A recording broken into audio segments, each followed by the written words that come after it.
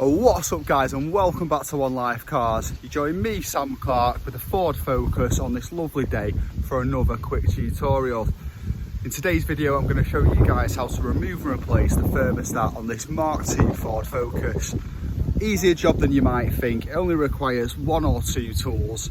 A bit fiddly to get to, but it's a really simple job, something you can definitely do on your driveway at home yourself. So if your thermostat's going, maybe you've got overheating problems and you need to change it, give this a go at home guys, try it yourself. It's something we can all do. But anyway, before we get into today's video, I just want to start by reminding you all that we have got a 2,000 subscriber giveaway coming up. So if you're not already subscribed, I was looking on my analytics the other day and it turns out that something like 87% of you guys watching this video now won't be subscribed. So for what it's worth, click that button just below the video, hit that subscribe button, turn your notifications bell on so you know when next videos are coming, and then you're automatically entered into the 2,000 subscriber giveaway.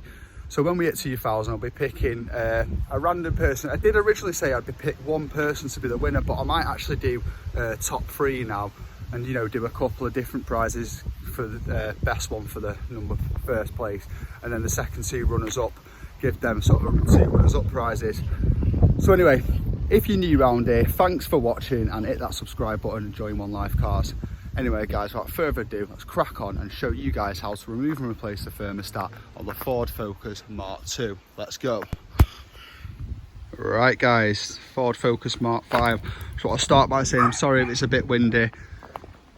I'm sorry about the dog barks in the background, but I've relocated today, so get out and about, get out the house rather than filming every video on my driveway. Anyway, first thing you've got to do is open the bonnet. For those of you who don't know, use your key. One way to unclick it, the other way to lift it up. I'm sure you already know. I'm going to get that bonnet open, and you want to get yourself a ratchet out with an extension bar and an 8mm socket, and then we'll get straight into it then. So get your bonnet open. Crack on. Right guys, we've got the bonnet up, and you want to be looking around this area where your power steering is in your alternator. It's right down there. You can just see the two pipes. There's two pipes, one and one to the left of it coming off it. Try and get a better view.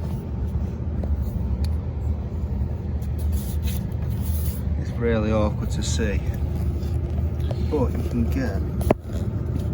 So what I'll tell you, basically you're going to get your tool, your extension bar and your ratchet, and send it through this bit here, which will reach your bolts, your 8mm bolts to get the housing off. You can just see the housing there, that plastic thing in the distance. And there's one of the pipes there where my finger is, and the other one on my other finger. And that's the thermostat housing. The thermostat's just behind that plastic bit further back from my finger there. So I'm going to cut to some footage now of basically it's another Focus I worked on a while ago. It's exactly the same engine, exactly the same layout, but I've got all the headlight out and the power steering reservoir out the way, the alternator's out, so you can get a clear view of what you're working on. You can get it off as it is now, it's quite easily done, but this other footage I have is a lot easier for you guys to see for the sake of the film, because all this bit's missing. If you want to, you can take the headlight off and the alternator off and get to it. I will be doing other videos on how to remove them, but you can do it. I'm telling you, you can get to it with an extension bar from as it is now. So we'll crack on with this footage in a second, and then you have a clear view of exactly what you're working with. Hope you found this useful. Make a gap to pull it through. It's dead awkward, but it does fit.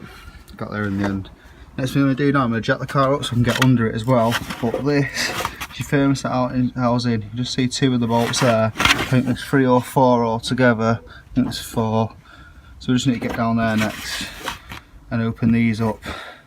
Now I'm going to do this as the system is and let the water piss out, and I'll lose what I lose, and then I'll top it up and bleed it. But it's probably a good idea to empty your cooling system first if you want to stay dry, or if you're not bothered about a bit of mess and a bit of water everywhere and antifreeze, just pull them straight off and do it. So anyway, I'll jack the car up a bit and get underneath it and try and get an hand up, get these hoses off. We've got 2 hoses to pull off, and then it's just a case of undoing your housing and get it off, and we can change the thermostat itself. Right, I've got the 2 hoses off going to the thermostat housing. As you can see, it's still draining a bit of fluid. It's not too bad though, it's not that much. Oh, it's getting worse now. Spoke too soon. Anyway, we'll ignore that. So I've got the two hoses off. Those of you who struggle with the clips on them, because they are very tight, is a pair of mole grips. You can just clamp them, hold it open, and then slide the clip off. So next thing we're going to do is let the water do its thing, and then we'll get these 4 bolts off, which look like... Right guys, so we've got the housing off. Here it is.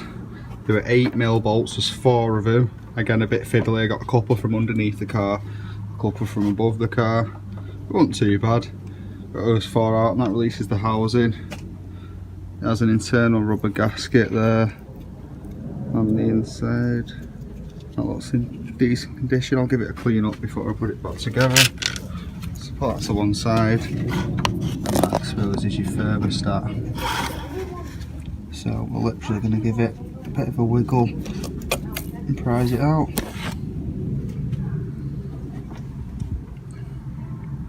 To be honest, this looks to be in good nick. We'll swap it anyway. So we've got the new part, but it does look in good condition, this one. So we'll give all around here a good clean up first. Then we'll get the new thermostat and place it in. Obviously it goes in that way with this rubber around it. You'll get a new rubber on the new one. Stick that in the hole, make sure it's sat in nicely and it's clean to get a good seal, and then we'll put the housing back on and knit that back up, and then I'll give you a quick update then as we put the car back together. So guys, it's going dark, so I'm going to try and wrap this up pretty soon. I've bolted the thermostat housing back on with the new thermostat in it. Again, 8mm socket. Various extensions required to get in there. There's 4 bolts around it. Don't do them too tight because it's a plastic housing. Next thing I'm going to do now is get these hoses back on. You can see a bit of liquid coming out. We'll get these back on, get the clips back round the relevant bit. And thermostat wise, that's done. You just need to top your coolant system up, fill it up with antifreeze. Quickest and easiest way to bleed it is with a cold engine. This is fill this up until the max line, leave the cap off, start the engine, let the engine warm up. It might drop a bit if it does keep topping it up. As soon as it hits running temperature, leave it a couple of minutes, turn it off, put the cap on and you'd be good. Alright, that's it for me today. I hope you found this video useful, guys. I hope you've learnt a bit about how to do a thermostat on the Ford Focus Mark 5.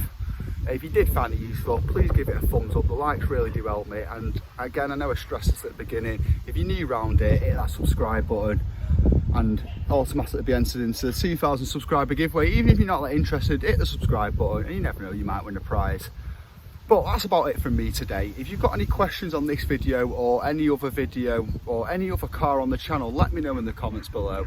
You know, you can always request your own tutorial if there's something you want to see that I've not already covered, so please do let me know. But other than that, guys, that's it from me today. My name's Sam Clark, you're watching One Life Cars, and until next time, peace.